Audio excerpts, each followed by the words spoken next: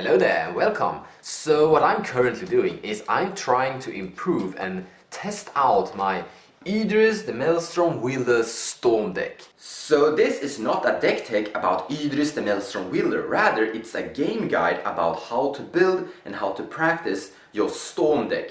In this video we're going to make two game demonstrations of where we play a goldfish game and try to win with our Storm deck. And then trying to figure out how we're going to improve the build and try to improve how we're going to execute it. So in this video you're probably going to see me make a couple of mistakes, and sure, you can write them in the comment below. That will probably help me out getting better. But also it will probably help you get better at executing your own Storm deck by seeing mistakes and seeing, oh, I could have done that thing. And that's also what you should be thinking about when you're trying to execute this yourself. So let's begin by drawing 7 cards. We have Scalding Tarn, Swamp, more lands, Floated Strands, Mind's Desire, Swamp, and cEDH Signet. So this hand isn't great because we don't have anything to do when we're actually going to storm off turn 4, but we have an cEDH Signet and a lot of lands, and yeah, let's actually just try it out anyway. So draw a card for turn, and we're drawing something kind of good. Deep analysis. So let's begin by putting this thing in place, sacrificing that one. So my Flooded Strand finds my proxy Tropical Island. Then I'm going to pass turn and turn into turn 2. So let's put, I don't want to draw more land cards, so let's put another fetch land, Scalding Tarn. Tap that thing, whatever I'm gonna find with Scalding Tarn, I'm gonna find cEDH Signet, and then I'm gonna pass turn. My Scalding Tarn is finding my other proxy, Dual Land Taiga. I made these two cards myself. Passing turn again, going to turn 3. Draw a card for a turn. Let's put a Swamp in play. So let's begin with Taiga, red, goes into cEDH Signet, red and blue, green and black, and boom! Yidris hits play turn 3. This is actually perfect. So passing turn, going to turn 4. And this is the turn that I'm actually trying to win. That I want my deck to be designed and built to be able to storm off and win from here with Yidris. So what we're gonna do is attack with Yidris, deal combat damage to a player, and now if he hits and deals damage, you will gain a trigger giving all the cards you're casting from your hand cascade. And let's pretend we succeed with that and just throw him out of the game, because we don't care about him one bit more. Because now Yidris has actually done everything we want from him. Deep analysis, so 4, cascade, we're gonna hit something that costs 3 or less. And we're finding Charter a Course to draw 2 more cards. And because we attacked this turn, we're not going to discard a card. So in total we're drawing 4 cards. And we need something that costs 0. And we did get something that costs 0. Mox Diamond, that is perfect. Let's cast that thing and discards a Swamp, goes to bin. Tap this thing for black mana to cast Dark Ritual, gaining me 3 black mana. But first cascade into something that costs 0. Hopefully not a wheel. Instead we're finding something perfect. We're finding Ancestral Visions. And this is pretty much the deck's full potent. So we have Yidris giving every card we have cascade. So when we're casting something like a Dark Ritual that costs only 1 mana, we're cascading into something like Ancestral Visions that costs 0 mana, meaning we're drawing 3 cards and gaining 3 black mana for 1 black mana. So draw 3 cards, and we're gaining 3 black mana to our mana pool. Now we're going to use 2 of those black mana to cast Cabal Ritual. And Cabal Ritual grants me 5 black mana if my graveyard has 7 or more cards in it, and my graveyard has exactly 7 cards in it, so it's going to give me 5 black mana. But first, cascade into something that costs 1 or 0. And we're hitting a Gitaxian Probe, drawing a card. And then we're gaining 5 black mana, going up to a total of 6 black mana. I am going to cast for 1 black mana, Sensei's Divining Top. It's a perfect thing for this Storm deck. So start with finding something on 0, and I don't want to find my 0 costing wheel. I actually want like something of a mox. Another mox would be perfect because I want more mana and don't need more card draw currently. It's a bit of a bouncing forward and backward of gaining mana and cards. Perfect. So I'm digging quite deep and finding Crow Mox. Let's cast that thing. And let's exile Serum Visions. For my remaining 5 black mana, I'm going to cast Dark Petition, because I have definitely Spellmaster, meaning I'm going to get 3 black mana, but I'm also going to tutor a card. And now we can find something like, oh okay, top decking Soul Ring. Kinda cool. With my Dark Petition, I am going to find Dramatic Reversal. So let's tap Chromox for blue, Soul Ring, and float 1 colorless mana and cast Dramatic Reversal. Cascade into something that costs 0 or 1. Wheel of Fate, another suspend 0 costing card. So we're gonna cast it, I think. We're gonna lose a bunch of... or are we actually going to do that? Sadly, no. I'm actually gonna keep this hand because I think the hand is too good.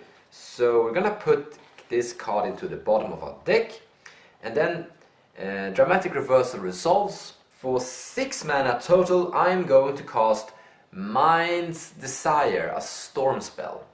So I have no mana in my mana pool, and I have all my mana producing permanents tapped, but I've currently played 1, 2, 3, 4, 5, 6, 7, 8, 9, 10, 11 and 12 cards. So the storm count is on a 12, and together with Mind's Desire that makes 13. So Mind's Desire is on storm 13, but also before that Cascade into something that is actually quite good. Draw 2 cards. So let's just draw 2 cards, and we're going to draw a Signet and Aetherflux Reservoir. Perfect. 1, 2, 3, 4, 5, 6, 7, 8, 9, 10, 11 and 12 and 13. So every little land we hit goes into exile. We hit 5 lands. So let's begin with this. Discard 2 cards. We're going to discard 2 land cards. We have enough of those. Draw 3 cards. We're drawing a ritual and a really good card drawing effect. IDs Unbound. 2 blue mana to draw 3 cards, and in your end step discard 3 cards. But we're going to win on this turn, so we don't care about discarding cards. I don't really know what I'm gonna fetch with this thing, so let's just keep it in exile. I don't think we need it anyway. Actually, however, let's cast it just because for storm count. Then we're gonna cast Anticipate. Now Anticipate, let's grab this thing. That goes to the bottom. Dig, let's grab the only 2 spells.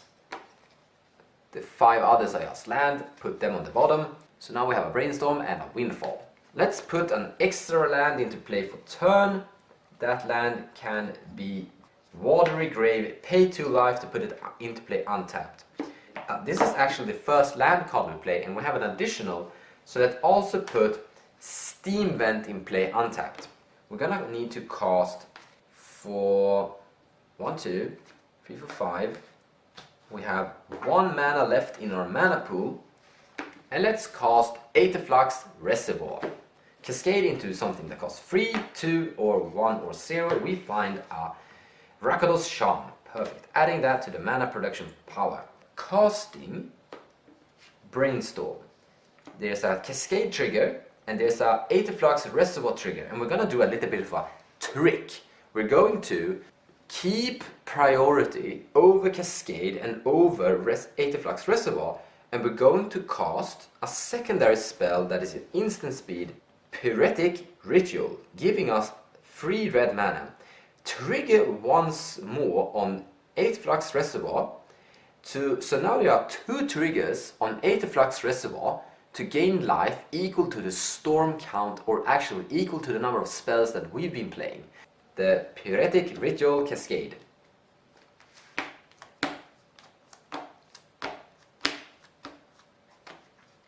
Fateless Looting.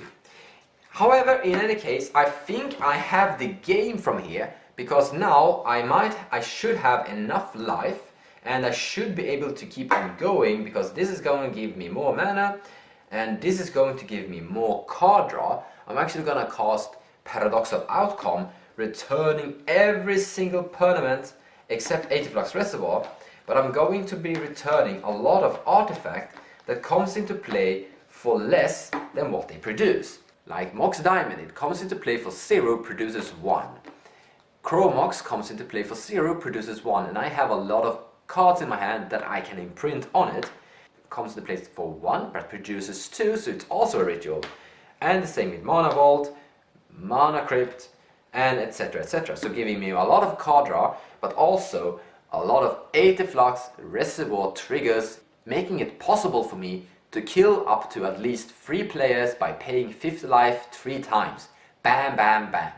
So yeah, this was a pretty good demonstration of a turn 4 win with Yidris the Maelstrom Wielder. I am going to make one more change to the list before going to the second attempt.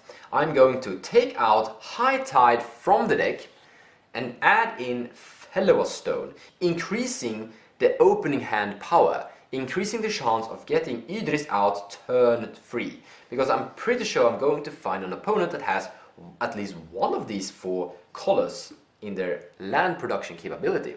This deck already has all the 6 signet it's allowed to play for color fixing and gaining Yidris out faster than possible. And Fellows Stone is basically a mana rock on the same cost and doing pretty much the same thing as these artifacts right here. So I think more signets is the right way to go. I'm also going to take out Sunken Hollow for Cephalid Constellium, due to the fact that I have already taken out High Tide and Bubbling Muck from the deck, so there's no point in going heavy Island Swamp. And then the same thing, I was experimenting on using crop rotation to find Cable's Coffers. Instead, I'm taking out Cable Coffers and adding in Ancient Tomb. I am still going to keep Urborg Tomb of Yawgmoth in my deck, because it makes it possible for me to tap my non-basic lands for black mana whenever there is a Blood Moon in play, but also it makes it possible for Polluted Delta and other fetch land to produce black mana. And that is important because it functions really well with squandered resources, because sometimes I do cost Splendid Reclamation to return all my land cards from my graveyard into play tapped, and that will return these 2 lands potentially, and that makes it possible for squandered resources to sacrifice Polluted Delta for black mana. These 2 for mana, more mana, 4 mana, cast Yidris on turn 2. So let's go to turn 3, untap everything, draw a card for turn, hopefully a land. No, better actually. So combat, Yidris attacks, deals damage, throw him away. We have now Cascade. So can we cast this thing and 1, 2, 3, 4, 5. So we can cast this thing but nothing more. That's bad. We need to grow our mana production. So what we're going to do is tap this thing and that thing to cast Charter a Course. And let's cascade into something that produces mana, hopefully. Dark Ritual would be perfect.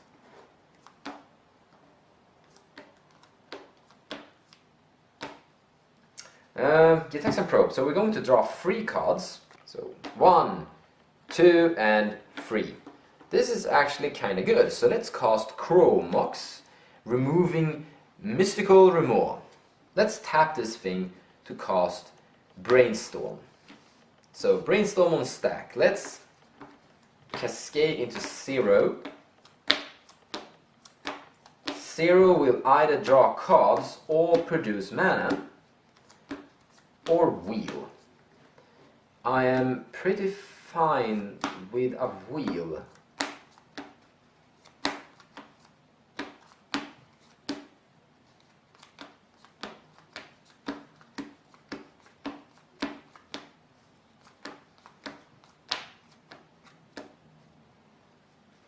Going deep here.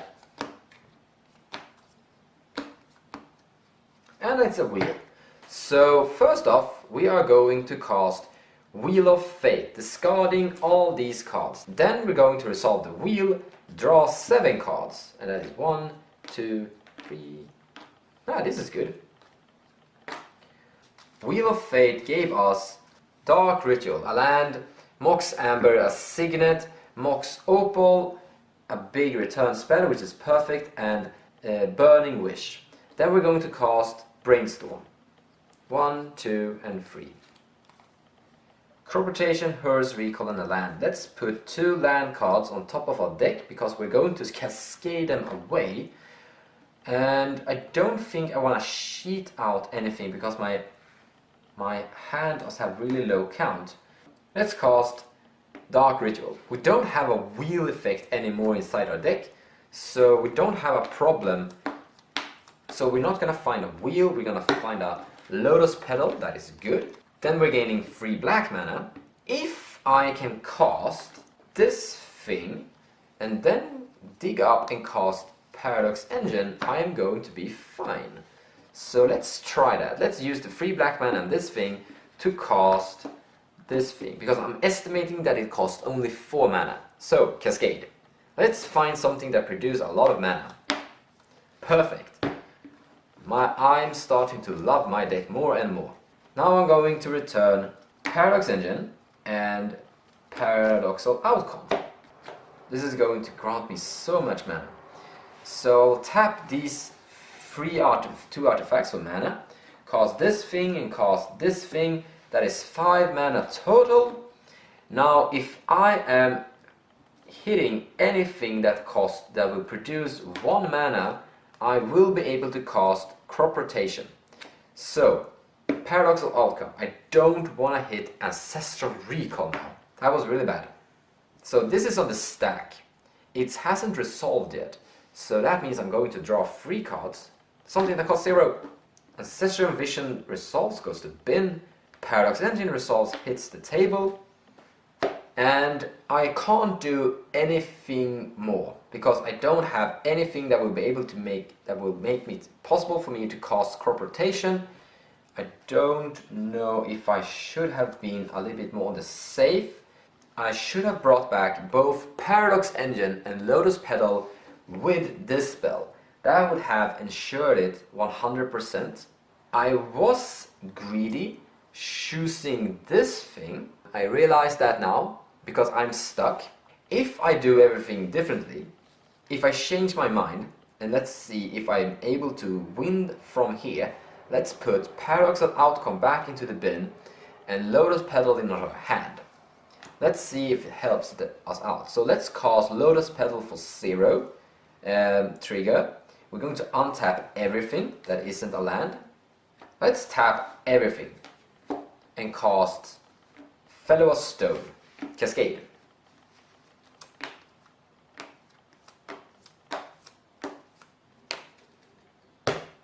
Exploration, that is actually kind of good.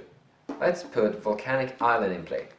Paradox Engine and triggers, untaps everything. I float a bunch of mana because too much mana. Then let's tap all these things to cast Simic Signet, trigger, untap everything. Trigger Cascade, response, tap everything. Simic Signet is still in the stack. Find something that costs only 1. Perfect! Serum Vision, what we were looking for. Or we weren't looking specifically for Serum Vision, we were looking for something that produces a card draw, put that in play. On the stack, to response, tap everything, Paradox Engine triggers, and untap everything. Simic Signet resolves, put that thing here. Draw a card for Serum Visions. Scry, putting both of these to the bottom, we don't want them. Let's cast Hidden Strings for 2. Untap these 2 lands. I have more mana that I can spend. I'm 100% all in on card draw. I don't know what I have on 1 mana cost that produces a card draw right now. I don't know if I've already cast Brainstorm. Brainstorm, no. Perfect. Sensei's Divining Top hits table. And I will activate Sensei's Divining Top to look at the top card here. And let's do something like that. So we've used top and found Aetherflux Reservoir on top of a deck. Tap Sensei's Top, put Aetherflux in play. Cast Aetherflux. trigger, this comes in play, tap top, draw this thing, and currently what I think is going to happen is that from here I should definitely be able to win. I have enough mana rocks with Paradox Engine to keep consistently having more mana that I can spend and gaining more and more life as the game goes on, and I'm going to be able to draw a lot of cards because of cEDH top together with a Windfall here. And let's just cast Windfall, put that thing here and draw 7 new cards. 1, 2, 3, 4, 5, 6 and 7. And here is Treasure Cruise, that's more card draw. More card draw, that's 2 from Gush. Explore grants me a card draw and a ramp. This thing will, Demonic Tutor, will tutor for something that draws a bunch of cards. And yeah, pretty much it. This was a win. But it was also an epic failure. We actually failed right there. And if we didn't change our mind and tweak it a little bit, we would have paused turn and probably lost the game. But in any case, with a lot of practice, this should be a really potent deck, because we won first game turn 4, second game we won turn 3. So this should be a really potent and powerful deck build, right? Actually no, this is actually a bad deck design in my opinion. And it was built that way on purpose for the camera view, because I want to demonstrate how to start up and build your current Storm deck and then try to tweak it and improve it. And one very important thing that this deck actually lacks is interactions and ways to deal with your opponent. And what we kind of need to do now is to figure out how we're going to put in some interactions into this deck without messing with the Storm capability. And therefore I put in Barbarian Rings and Cable Pit. This is 2 land cards that comes into play untapped, produce colorful mana, deals damage to you in the process, but they have a really functional ability once you have threshold, meaning 7 cards inside your graveyard. And that is, in Cable Pit's terms, pay 1 black mana, tap this, sacrifice it to give a creature -2/-2 until end of turn. That is a creature spot removal. It's the same with Barbarian Rings, as it will deal 2 damage to a creature or a player, and it is also a spot removal on a land.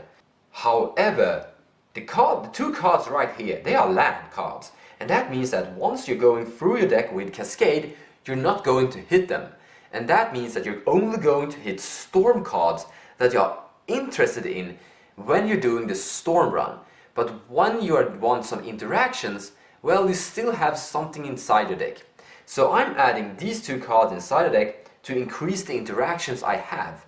And I'm actually also going to try out Blighted Fen. It's a really expensive removal. It forces a creature to be sacrificed, but it's still a land. So let's try it out. But in the end, this is not a deck tech, and we're not going to go through how to build Yidris specifically. However, if you want to see how I have actually built my Yidris Storm deck in the end, there's a link in the description below to a tapped out page where you can see it. In any case, thank you so much for watching and have a great day.